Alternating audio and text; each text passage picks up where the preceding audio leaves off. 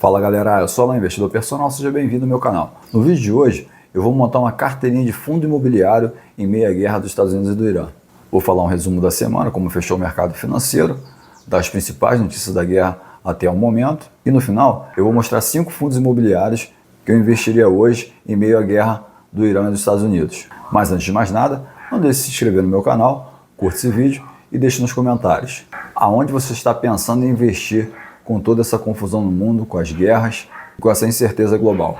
Falando aqui para vocês como fechou o mercado financeiro na semana, o Ibovespa fechou em queda na semana de 4,99%, uma queda significativa, na casa de 179.374 pontos. O dólar fechou em alta a R$ 5,24. O IFIX teve uma queda, mas uma variação bem menor, 0,40%, na casa de 3.896 pontos. O Bitcoin na gravação desse vídeo estava tendo uma desvalorização de 1,22%, sendo negociado na casa de 67.966 dólares. E o petróleo, que eu venho falando aqui justamente por conta dessa guerra, teve uma alta expressiva e significativa na semana. Ele fechou acima de 90 dólares, 93 dólares, tendo uma alta aí de 8,93%. Eu falei no meu vídeo da semana passada que o preço do barril do petróleo é o que mais poderia sofrer uma alteração em relação a essa guerra, principalmente pelo fechamento do Estreito de Hormuz, dificuldade daquela região do Oriente Médio em exportar a produção do seu petróleo, que é significativa globalmente. E aí, em cima disso, tem um temor de uma inflação global por conta dessa escalada da guerra, dando essas consequências em relação ao preço do barril do petróleo e cada vez mais países envolvidos. E eu vou falar agora um resumo sobre essa guerra ao longo desses 9 dias de guerra, o que vem acontecendo. Puxei aqui uma matéria da CNN e vou narrar para vocês aqui alguns fatos. Em mais de uma semana de guerra, temos aqui alguns fatos principais, como o Trump falando que não vai ter acordo com o Irã, exceto por uma rendição incondicional. Mas ele também não disse quais são as exigências em relação a essa rendição. Ao que tudo indica, ele pretende continuar mesmo com a guerra. E aí, como sempre, tem lá o apelo da ONU. O chefe da ONU pediu negociações diplomáticas sérias para o fim da guerra, alertando que a situação pode sair do controle de qualquer pessoa, palavras dele, mas cá para nós, né? Essas colocações da ONU acabam não resolvendo de nada. A gente tem uma guerra da Rússia com a Ucrânia aí há bastante tempo, e essas declarações são sempre feitas e acabam ficando só no discurso, e não tem fim muito prático, no meu modo de ver. Deixe nos comentários o que você pensa em relação a isso. E aí Israel, né, lançou ataques em larga escala no território iraniano. Imagens mostraram o aeroporto de Teherã em chamas. Os Estados Unidos afirmaram que já atingiu mais de 3.000 alvos dentro do Irã. Por sua vez, o Irã também dá os seus recados, avisou a Europa e alertou na última sexta-feira que se algum país europeu se juntasse aos ataques dos Estados Unidos e Israel contra o Irã, se tornaria também alvo de retaliação. O ministro iraniano que fez esse alerta à comunidade europeia. O número de vítimas, infelizmente, é crescente, é lamentável, mas isso acontece quando tem as guerras. Há um número cada vez maior de vítimas e é sempre para baixo. A gente sabe que morrem muito mais pessoas do que é divulgado. São mais de 1.200 pessoas no Irã.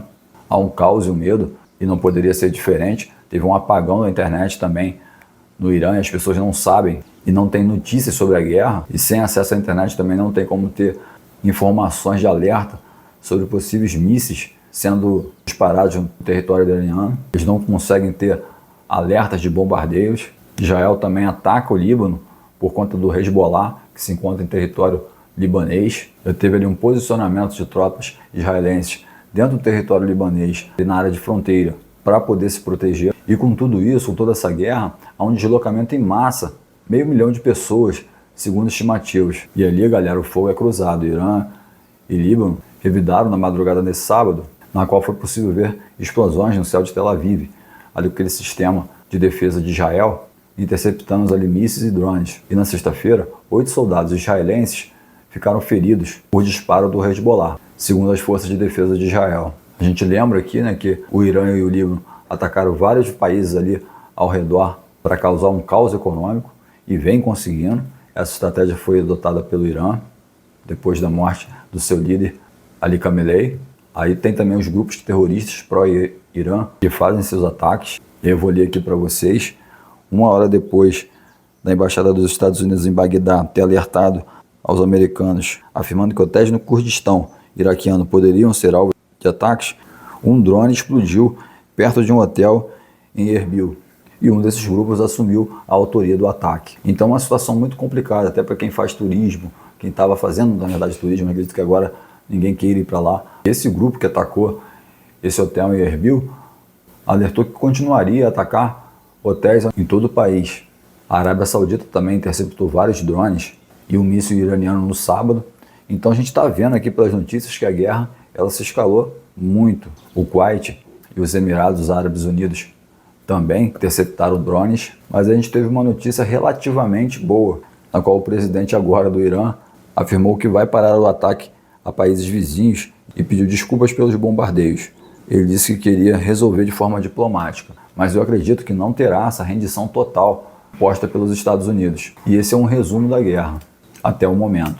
Para nós aqui que pensamos em montar uma carteira de investimento, pensamos em uma renda passiva, ou de repente criar um certo patrimônio, quando tem essas confusões no mundo, fica muito difícil. E aí eu me coloquei numa situação de uma pessoa que não investe ainda na Bolsa de Valores. A maioria das pessoas hoje em dia assistem vídeos de investimento, começam a entender um pouco mais sobre investimentos, mas sempre tem receio e medo de investir, com receio do mercado, com receio até disso tudo que acontece de maneira global, que impacta o nosso mercado aqui brasileiro e o mercado no exterior também. E eu particularmente, não é nenhuma recomendação que eu estou falando aqui, mas eu particularmente vejo em fundo imobiliário uma boa alternativa. E resolvi pensar com vocês aqui uma montagem de uma carteira de fundos imobiliários, diversificando ali, para a gente começar a ter uma renda passiva. Era o que eu iria fazer se eu começasse do zero hoje. Não coloquei ações, eu ainda acho que o Ibovespa vai desvalorizar mais ainda. Já percebi na minha carteira como teve uma desvalorização grande, desvalorização de bancos, de desvalorização de empresas sólidas, de energia, de saneamento. Já percebi uma queda muito grande. Pode ser só uma correção em relação ao que estava anteriormente, mas eu acredito que o temor faz com que as pessoas tentam trazer o dinheiro para si, mais próximo de si. E é um momento que uma pessoa que está há pouco tempo no mercado financeiro se assusta. Uma pessoa que está há pouco tempo investindo em ações vai se assustar. Fica imaginando aquela pessoa que investiu no Ibovespa, comprou ações, quando o Ibovespa estava em 190 mil pontos, passando ali os 190 mil pontos, pegou as ações nas suas máximas e agora já teve uma desvalorização significativa. É muito ruim para o psicológico dessa pessoa, mas não tem nada perdido. É um momento que, quando a pessoa tem a sua carteira diversificada, ajuda bastante a minimizar esses prejuízos. E eu vejo o fundo imobiliário sofrendo menos com todo esse cenário global. Os 5 fundos que eu escolheria nesse momento para investir, o primeiro seria no segmento de shopping, que é o VISC11. O valor da cota dele é R$ 112,03, distribuiu 8,70% de dividendos nos últimos 12 meses, tem uma valorização no ano de 21,49%, mais de 300 mil cotistas, está abaixo do seu valor patrimonial, 0,95%. Lembrando que esse P sobre VP é o preço sobre o valor patrimonial. Quando a gente tem um número de 1, é que você está pagando o preço justo. Se estiver abaixo de 1, está descontado. É como se eu tivesse agora 5% de desconto sobre o valor dele. E acima de 1, ele está acima do preço justo dele. Mostrando aqui para vocês a distribuição dele por estados. Tem muitos ativos. São 19 shoppings distribuídos em 12 estados, sendo que 40% em São Paulo e 30% no Rio de Janeiro, grandes centros. Os vencimentos dos contratos acima de 36 meses e por data indefinida é a sua maioria no fundo imobiliário. E é um fundo bem conhecido e eu colocaria ele na carteira. Tem outros bons fundos, PML11, HSML11, mas eu escolhi o FISC nesse momento. O segundo fundo imobiliário que eu colocaria seria o KNCR11, é um fundo gerido pela Kinect, né, que faz parte do Itaú. Esse é um fundo de papel. O valor da sua cota é R$ 105,51, distribuiu 13,83% de dividendos ao longo dos últimos 12 meses, teve uma valorização também de 18,71% nos últimos 12 meses, quase 500 mil cotistas, é um fundo grande. Esse está um pouquinho acima do preço, está 1,03%, ou seja, a gente está pagando 3% a mais do seu valor patrimonial. A maior parte dos seus contratos é em exposição em CDI, e aí a gente conseguiria se proteger um pouquinho se caso o juros continuasse mais alto por mais tempo. Esse é um fundo que eu tenho na minha carteira há muito tempo e nunca tive problema com ele. E o terceiro fundo que eu escolheria nesse momento é de galpões logísticos, é o BTLG11. É um fundo enorme, grande, robusto, um fundo também redondinho. Está sendo negociado nesse momento a R$ 104,00 o valor da sua cota. Pagou 9,07% de dividendos nos últimos 12 meses. Uma valorização no último ano de 18,02%. Mais de 450 mil cotistas. está praticamente no seu preço justo, 1,01%, mais de 30 imóveis, ou seja, ele é bem ramificado, bastante imóveis, isso é bom. Se o imóvel fica desocupado, não afeta tanto na receita do fundo e também, consequentemente, não afeta tanto na distribuição dos dividendos. E mais de 70% dessa receita está em imóveis a menos de 60 km de São Paulo.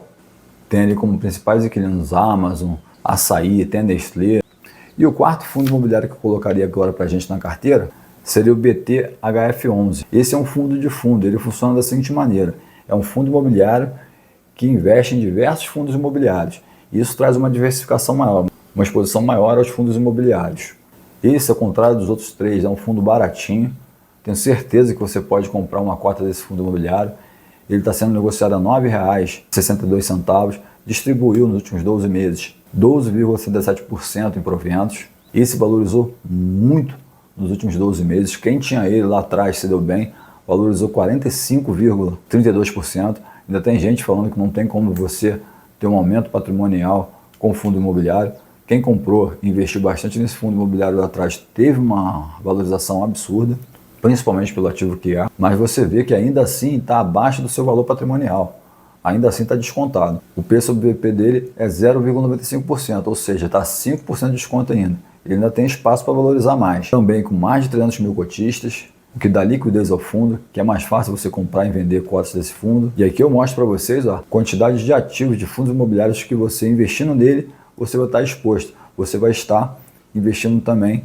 E o último fundo que eu colocaria aqui para vocês, esse é muito conhecido, acho que até quem não investe ouviu falar essas letrinhas que eu vou dizer aqui, é o MXRF11. Ele tem mais de 1 milhão de cotistas, ele é um fundo de papel com estratégia híbrida, está sendo negociado a R$ 9,76, pagou 12,19% nos últimos 12 meses e teve também, juntamente com os outros, uma valorização de 21,24% nos últimos 12 meses. E esse está um pouco acima do seu preço sobre valor patrimonial, está acima do seu preço justo, está 1,03%, ou seja, 3% acima do seu valor.